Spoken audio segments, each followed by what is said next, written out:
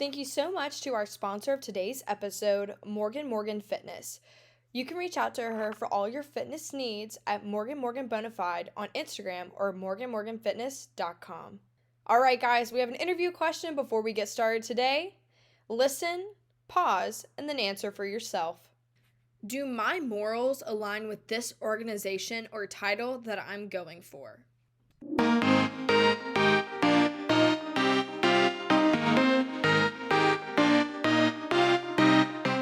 Hello everyone and welcome back to another episode of The Crowning Moment. Today I have a great new episode for you guys. We are doing a play-by-play of the 40th Miss Teen USA competition. I want to start out with just kind of giving a little overview of my thoughts and impressions, and then we'll get into what actually happened at Miss Teen USA. For Miss Teen USA this year, I was still trying to understand what this hashtag Pageantry Reimagine meant. So I did, a little Googling. And I Googled, what does Pageantry Reimagined actually mean? And according to Bloomberg.com, it was one of the press releases for the 71st Miss USA competition and had all the information of how to watch. They said, Pageantry Reimagined is more than just a new approach, redefining moment in a generational shift. Okay, let's just pause there. A redefining moment in a generational shift.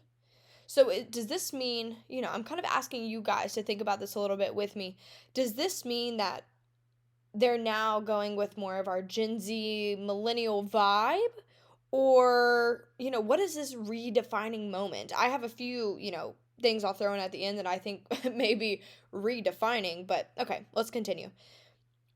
It continues on with not just for the contestants, but for the industry. It's an actual one-of-a-kind Gen Z and millennial life experience that can catapult them into future stardom. Do they think that everyone wants to be an influencer? Everyone wants to be this red carpet walking famous person? That's my question. Is that what they really think? Pageantry used to be being that person in your community that's giving back. And with Miss USA, one of their biggest things they used to do was Smile Train. I want to know exactly how many actual Smile Train events that these girls went to in the past 2 years. In the last year.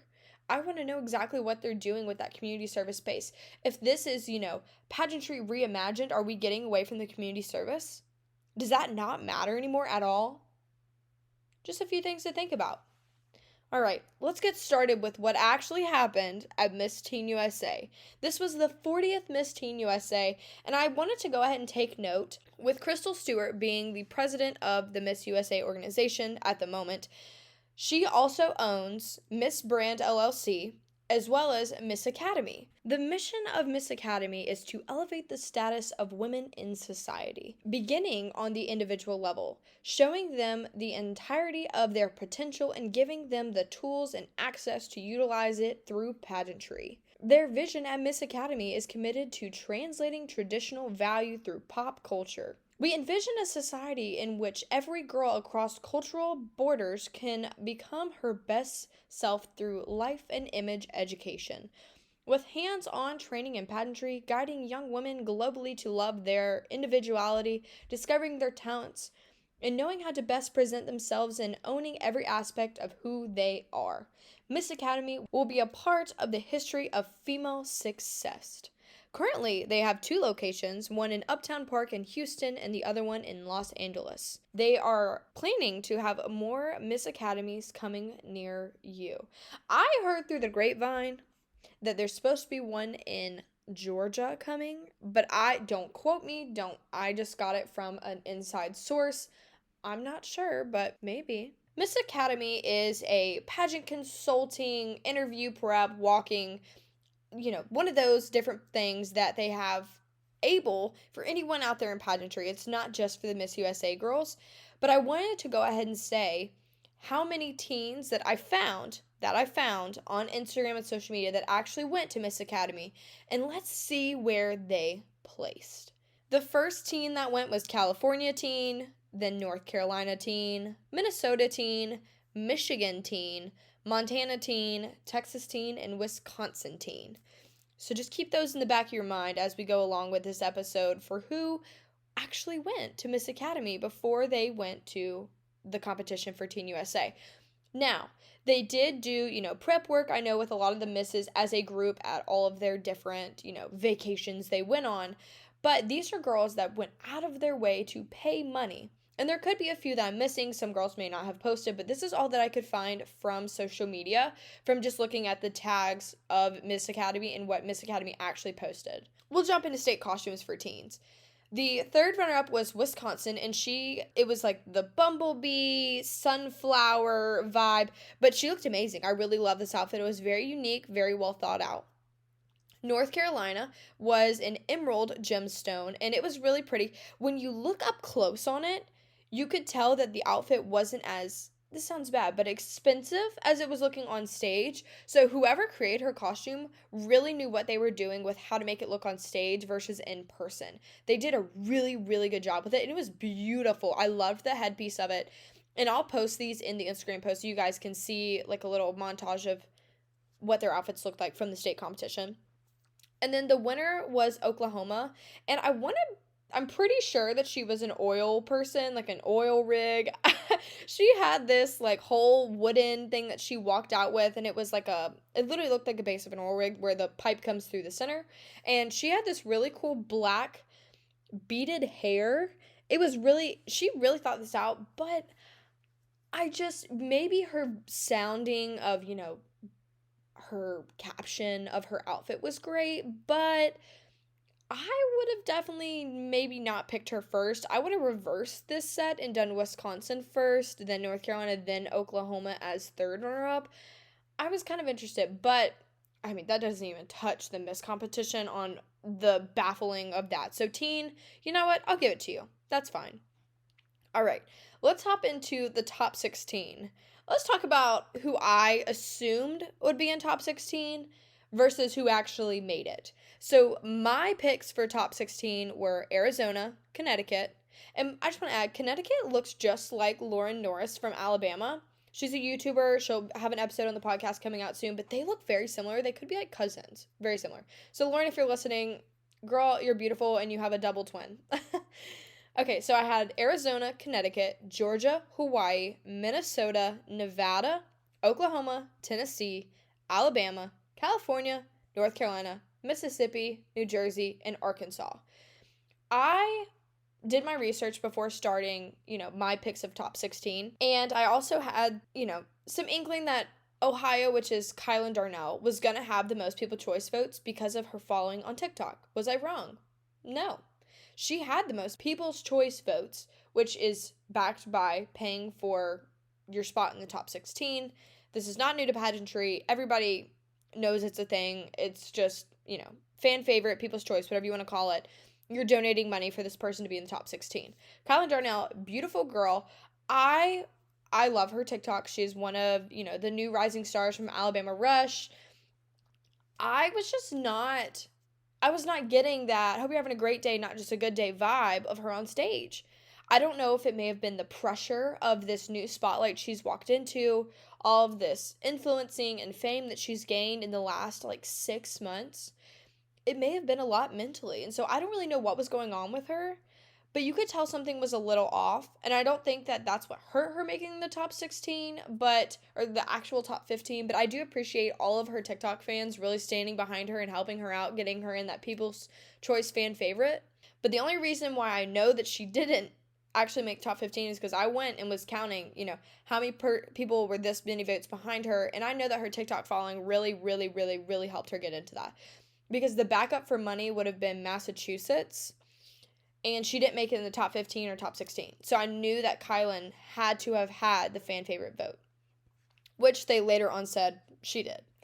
Okay, so for the top 16 that I picked, the actual top 16 was Arizona, Florida, Kansas, Nevada, Iowa, Ohio, Georgia, Wisconsin, North Carolina, Hawaii, California, Michigan, Nebraska, Idaho, Tennessee, and Oklahoma. I straight up missed Florida, Wisconsin, Michigan, Nebraska, and Idaho. Basically half of your top 5. I don't know what happened. They must have just had killer interviews because on stage, I'm gonna be honest, they were all either maybes or no's. Like, I just didn't. And even when I did, going back through as they did their, their first impression look in the little white opening number dresses, I still didn't pick Nebraska. And I feel bad because I went and did some deep diving on her, and we'll talk about that more at the end of this episode of, what she's done in the past, who she is. I didn't see it. I was, with doing all this pageantry stuff, I feel like I should have saw it, but girl, I missed something. I missed it completely. I missed the mark. But okay, so let's get back to that was our top 16 official picks from Teen USA. The one thing that I didn't understand from the prelim competition was they had the girls compete in different order. It wasn't alphabetical.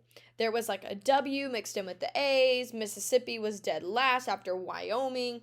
I was just really confused. And so if someone could help me understand that a little bit better, they just said it evens the playing field. But I don't think that evening the playing field is keeping them in the same order that they're in the entire time.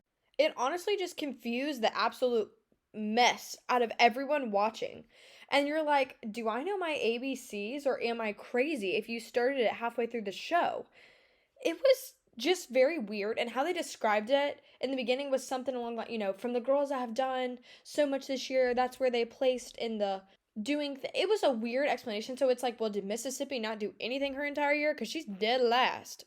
Like, you're going to even the playing field. Why mix them all up? Why does it matter what the first girl does? Why does she need to go last? Didn't make sense to me, but it's fine. So after they called the top 16, those girls, quotations, take the runway in their white opening cocktail dresses by Giovanni.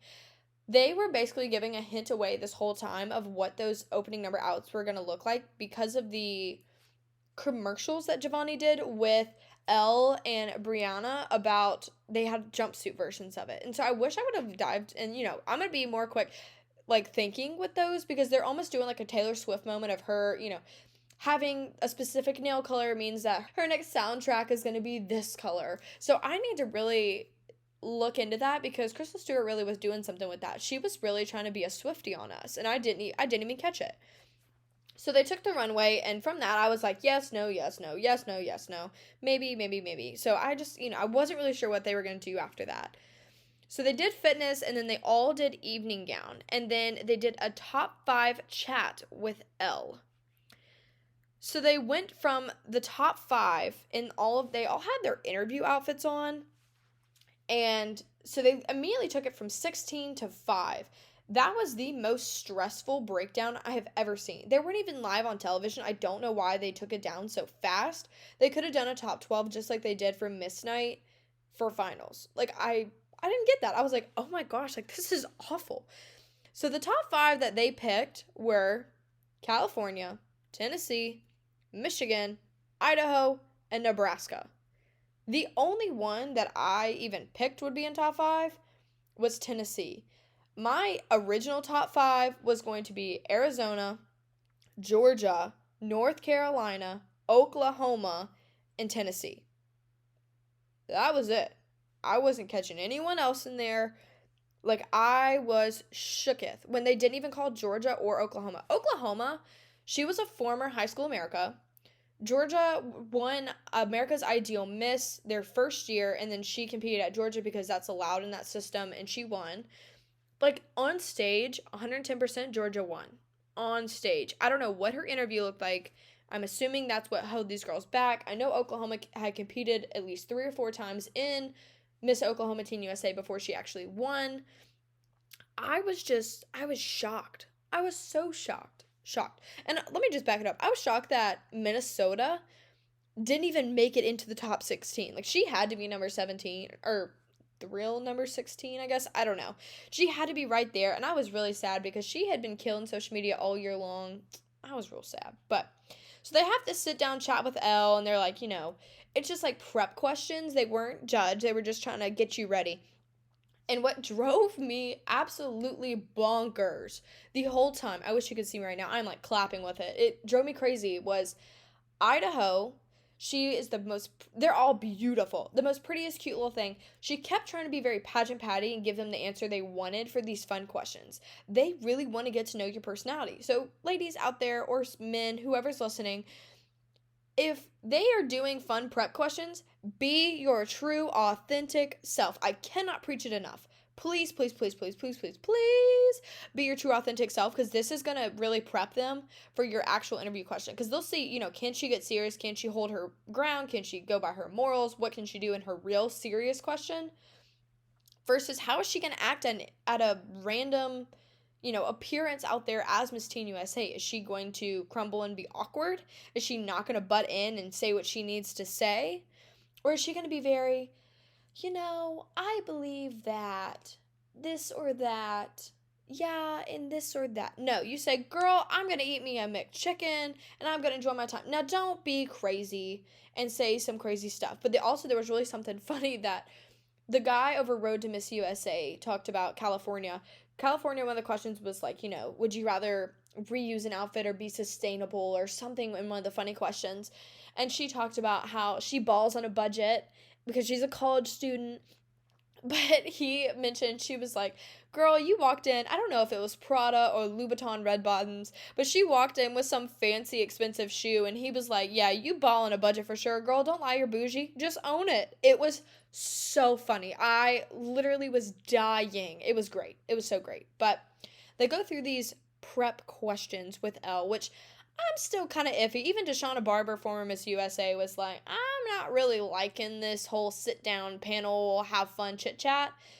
It just wastes a lot of time. Like, let's just keep rolling. Give them a fun question and then have them come through and do like a serious question. That's cool. Whatever. So for this, their actual questions were asked to them in their interview outfits for the top 5. So California's question was, what isn't learned online? I did like little spark notes of these questions, guys. I was typing as fast as I possibly can. But California, her question was, what isn't learned online? Like, what is something that you can't just learn from the internet? And she said, respect. It's taught in your communities, in your family. And I thought that was a great answer. So that was an interesting one. So I was like, okay, so they're going to ask, more teen questions. I'm like, okay, cool. They're not going to ask about all the craziness going on in the world right now. It's just kind of what isn't learned online. Tennessee, bless her heart. I was expecting so much more out of this sweet little girl. And she kind of missed the mark a little bit. And I was really, really, really sad because this is such a stressful moment. I can't say that I would get up there and be able to, I'd probably have word vomit. I don't know. But it is such a stressful moment. And I felt really, really, really bad for her in this moment because I'm like, dang it, I really wish you could have won. Because she really could have taken the whole daggum thing. Her question was, why aren't teens taught basically more enough about finances? And she said they aren't shown enough resources. I would have said something more along the lines of, implementing something into classrooms about teaching people how to write checks or get, registered checks by the banks, or teaching them even, oh my gosh, like I know when I started at my professional job, we had a book club and they taught us about, I can't remember who it was, but it's one of those like finance guru guys. And like that would be the thing is, like having teens in high school or even like a freshman year class, having these financial classes as a mandatory. That's what I would have said. Why aren't they being taught more about finances? Well, because it's not mandatory. That's a really good answer right there. So I felt really bad. Tennessee could have had it. That was a tough question, unexpected, but you got to be ready for anything at these big pageants. Next one was Michigan. Another that I did not see coming in, but she had a different look to her. I'm not sure what her ethnicity is, but she's beautiful. Just don't get me wrong. She's beautiful. She's really cute. Didn't see this one. Just didn't see it. Didn't see it. Her question was, if teens get news from social media, how do they actually know it's true?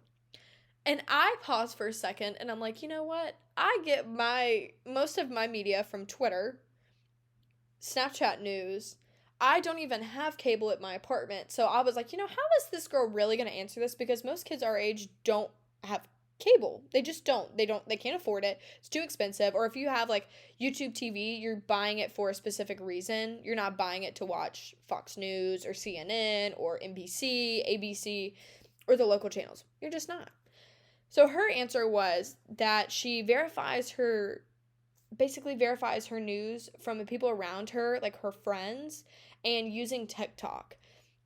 Now, I can say I use TikTok a lot, and there is some good stuff I've learned from TikTok. How to clean my dryer, how to clean my dishwasher, like different things like that. Now, news wise, the only thing I get from there are those like murder mysteries and stuff like that.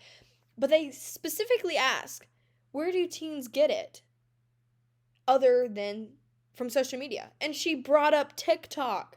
Like, girl, did you not know TikTok was a social media? Oh, I cringed. I felt so bad. But I mean, I understand getting it from other people, but also other people.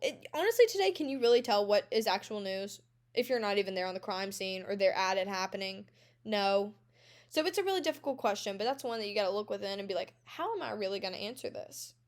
For Idaho, her question was similar to, how do you not have your eyes on your phone all the time?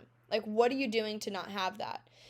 And she talked about using screen time, which, being a tech person, that is one of the best tools that I think Apple has ever implemented into one of their phones. She said, I didn't realize that I spent X amount of time on my phone. I used to spend 10 hours during COVID on TikTok. That is scary. That is really concerning for mental well-beings of people and myself. My sleeping was really off because I was always on my phone. I felt guilty if I set it down that I'd missed something.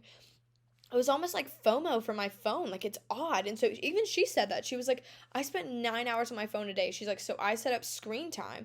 So once I get to an X amount, like, I can't use that app anymore for the rest of the day. And it gives me a 15-minute warning. Like, she gave all the background. Like, that girl knew her stuff. Like, she should go be a tech person someday. I don't know what she's doing. I didn't hear what her occupation that she wanted to do was in life. But I really appreciated her answer. But again, she kind of gave off that pageant Patty vibe. But I wouldn't have been mad if she won. I'd have been A-okay with it. So, lastly was Nebraska.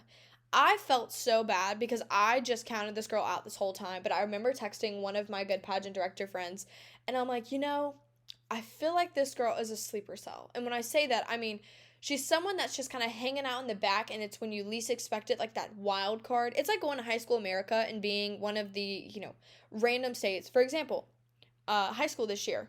Girl, she's from South Carolina, North Carolina's pageant, didn't win, went and grabbed Wisconsin. I want to say it was Wisconsin, and then won the whole thing. That's a wild card pick. For Nebraska, I just didn't count her in. I thought she was going to be more of a wild card.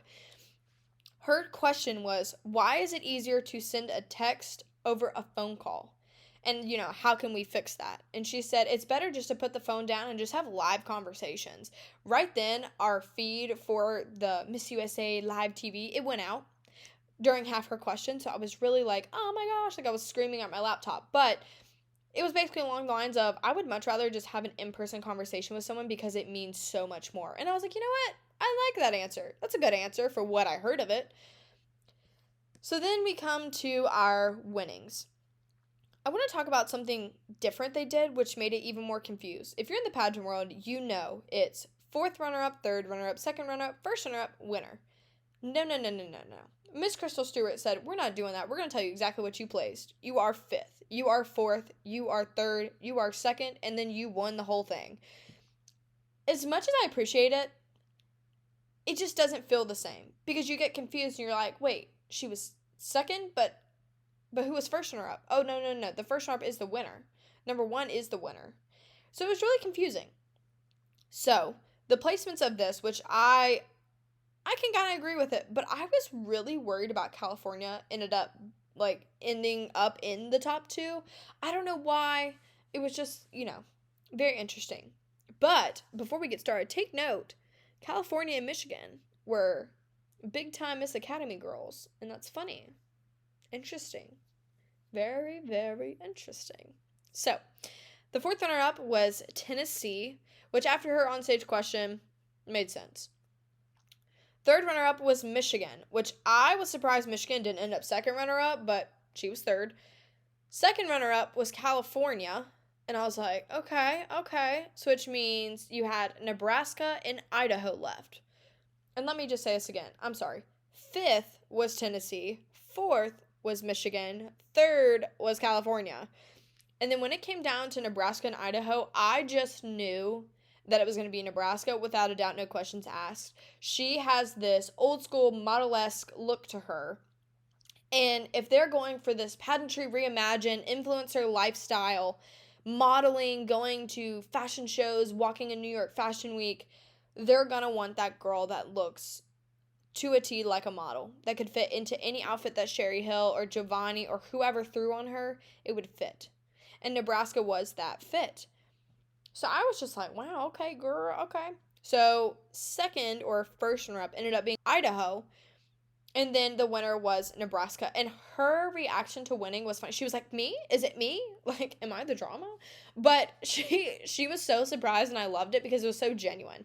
Like, she didn't see it coming either. And all of us were like, whoa. Like, no Oklahoma, no Georgia, no North Carolina. Like, I honestly thought North Carolina was going to take Miss Antine and just be done with it. Call it clean, whatever, it happened.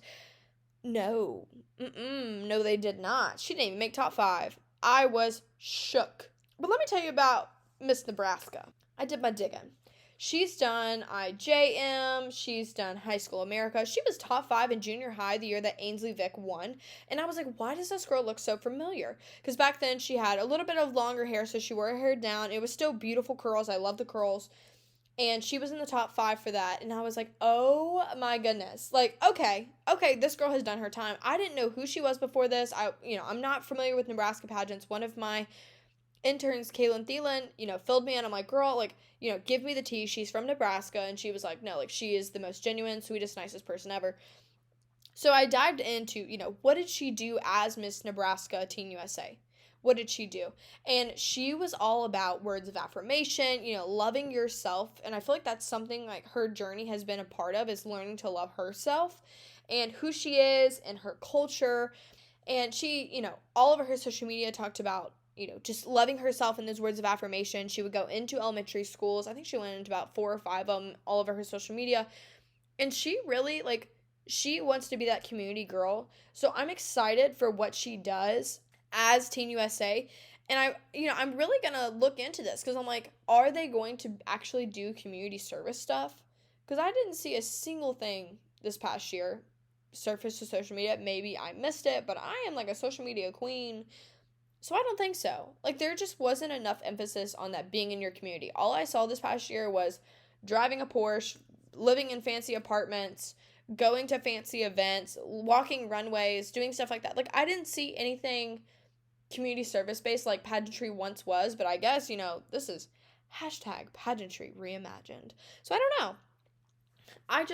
I was shocked. But the last awards they gave away of the nights, I call them side awards because they're like not overall awards, but they're basically overall awards. So they did the Miss Photogenic, which was North Carolina Teen, who I thought she had a beautiful photo.